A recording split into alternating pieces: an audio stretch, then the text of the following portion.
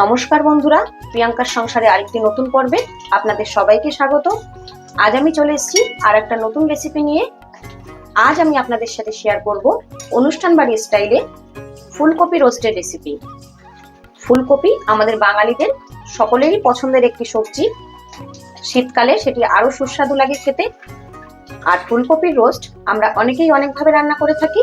তো আজকের এই পদ্ধতি ব্যবহার করে আপনারা যদি একবার বানিয়ে খান, আশা করি আপনাদের সকলের ভালো লাগবে।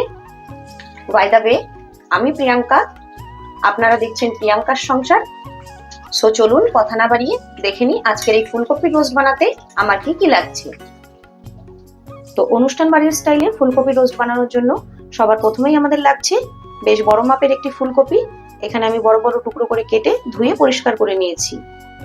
তো ফুলকপি রোস্ট বানানোর জন্য আমার আর যে যে উপকরণগুলির প্রয়োজন, এখানে আমি নিয়ে নিয়েছি 2 টুকরো দারচিনি, 4টে লবঙ্গ, 4টে এলাচ, 1 টেবিল চামচ আদা বাটা, 1 টেবিল চামচ কাঁচা লঙ্কা বাটা, ঝালটা আপনারা আপনাদের পছন্দ মতন ব্যবহার করবেন, একটি বড় সাইজের পাকা টমেটো বাটা, 2টি মিডিয়াম সাইজের কুচি করে রাখা পেঁয়াজ, 20 গ্রাম পোস্ত, 50 গ্রাম টক দই, এখানে 20 গ্রাম মতন কিশমিশ আমি জল দিয়ে ভিজিয়ে রেখেছি, 1 চা চামচ কাশ্মীরি লঙ্কার গুঁড়ো, 1 টেবিল চামচ ধনে গুঁড়ো, 1 টেবিল চামচ জিরে গুঁড়ো, 4টে চিড়ে রাখা কাঁচা লঙ্কা, 1 চা চামচ গরম মশলা গুঁড়ো, স্বাদ মতন লবণ, পরিমাণ মতন হলুদ গুঁড়ো এবং 10-12টা কাজু বাদাম আর প্রয়োজন মতন সাদা তেল। সো চলুন কথা না বাড়িয়ে আজকের রেসিপিটি শুরু করা যাক।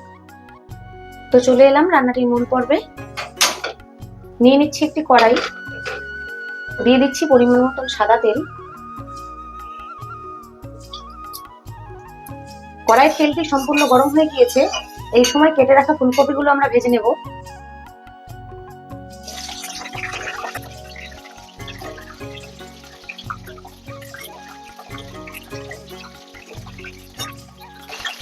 দিয়ে দিচ্ছি সামান্য লবণ।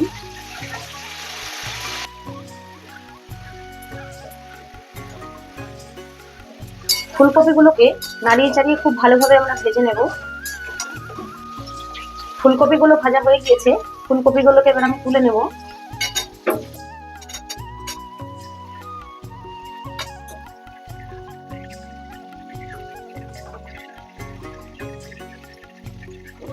এবার এই একই তেলের মধ্যে দিয়ে দেবো কুচি করে রাখা পেঁয়াজ।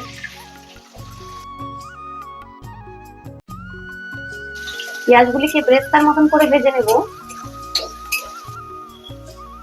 পেঁয়াজগুলিতে হালকা রং এসে গিয়েছে। এই সময় আমরা দিয়ে দেব গোটা কাজুগুলি। কাজুগুলিকেও পেঁয়াজের সাথে একসাথে ভেজে নেব।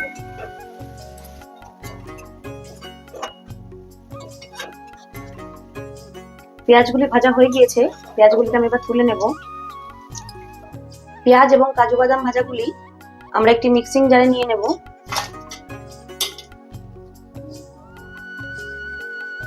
এবার এই মিক্সি জারের মধ্যে একে একে দিয়ে দেব পোস্ত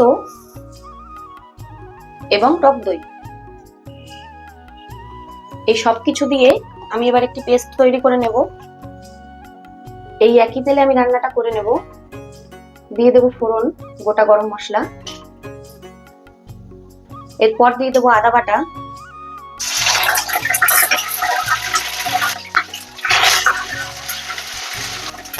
দিয়ে দিচ্ছি লঙ্কা বাটা,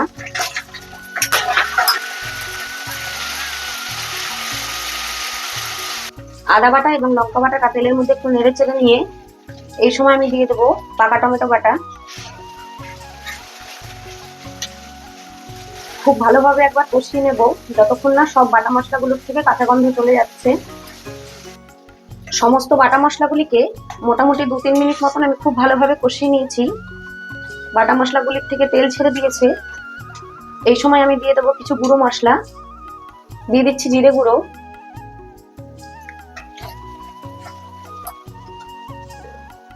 ধনে গুঁড়ো, কাশ্মীরি লঙ্কার গুঁড়ো এবং পরিমাণ মতন হলুদ গুঁড়ো। আবারও একটু নেড়ে চেড়ে মিশিয়ে নেব। এই সময় আমি দিয়ে দেবো পেঁয়াজের ব্রেস্তা, কাজু বাদাম, পোস্ত, টক দইয়ের যে পেস্টটা বানিয়ে রেখেছিলাম সেই পেস্টটা।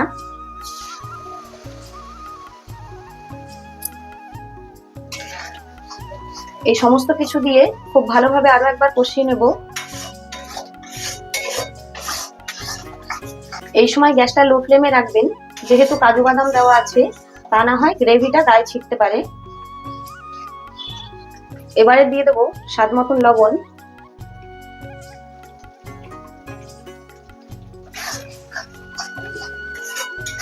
এভাবে নেড়ে চেড়ে আমাদের সম্পূর্ণ মশলাটাকে কষিয়ে নিতে হবে।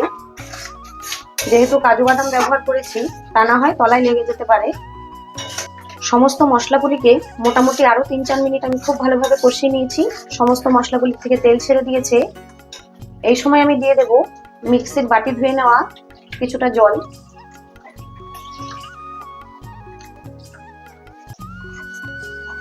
ভালো করে নেড়ে চেড়ে একবার মিশিয়ে নেব। জলটা আপনারা খুব সামান্য ব্যবহার করবেন, যেহেতু ফুলকপির রোস্টে গ্রেভিটা গাঢ় হলেই খেতে ভালো লাগে। গ্রেভিটা পুরোপুরি ফুটে গিয়েছে। এবারে আমি ভেজে রাখা ফুলকপিগুলো দিয়ে দেব।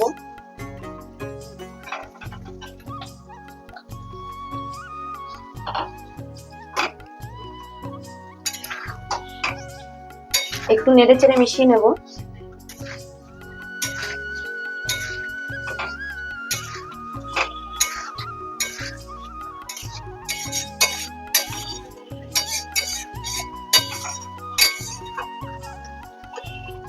এবারে ভিজিয়ে রাখা কিশমিশ গুলো আমি দিয়ে দেব। আবারও একটু নেড়ে চেড়ে মিশিয়ে নেব।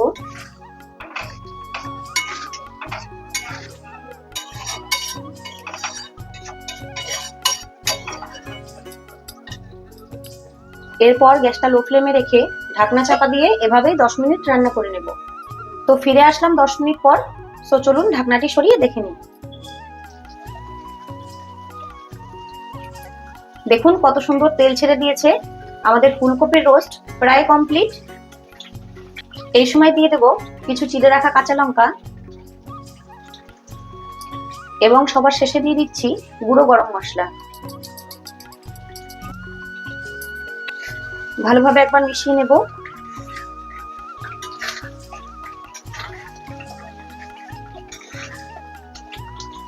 আজকের রেসিপি ফুলকপির রোস্ট পুরোপুরি তৈরি। আপনারাও এভাবে একবার বাড়িতে বানিয়ে খেয়ে দেখবেন। আশা করি আপনাদের সকলের ভালো লাগবে। আমাকে কমেন্ট করে জানাতে একদম ভুলবেন না কেমন লাগলো আজকের এই রেসিপিটা। এবারে গ্যাসের ফ্লেমটি অফ করে দিয়ে কড়াই থেকে নামিয়ে প্লেটে পরিবেশন করে নেব। আজকের রেসিপিটি যদি আপনাদের ভালো লেগে থাকে, লাইক শেয়ার কমেন্ট করতে একদম ভুলবেন না। আর আপনি যদি আমার চ্যানেলটিতে নতুন বন্ধু হয়ে থাকেন, তো অবশ্যই সাবস্ক্রাইব করে নেবেন।